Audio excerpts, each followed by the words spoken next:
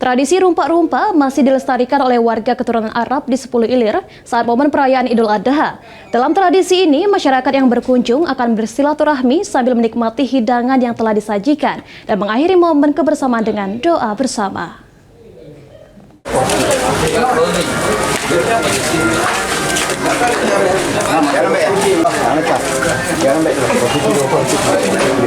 Setiap momen Idul Adha, umat Muslim di berbagai daerah memiliki tradisi unik untuk mempererat tali persaudaraan. Salah satunya tradisi rumpa-rumpa atau biasa dikenal dengan sebutan silaturahmi ke rumah-rumah warga. Yang merupakan tradisi warga keturunan Arab di Kelurahan 10 Ilir dalam menyambut serta merayakan Hari Raya Idul Adha. Tokoh masyarakat Riza Sahab mengatakan, tradisi rumpa-rumpa sudah berlangsung sejak tahun 1920 hingga saat ini.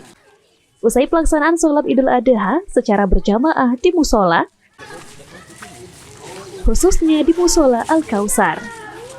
Rumpa atau sanjo-sanjo dilaksanakan dengan mengunjungi rumah-rumah warga yang terdekat dan membacakan qosidah-qosidah sebagai bentuk pujian kepada Rasulullah SAW. Serta mendoakan keluarga yang telah meninggal sebelum akhirnya ditutup dengan doa bersama juga makan bersama.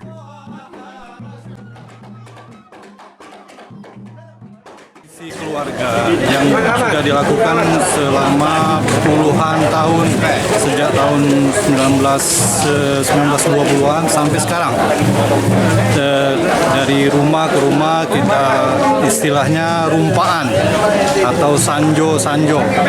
Itu dari rumah di kalangan rumah-rumah yang terdekat.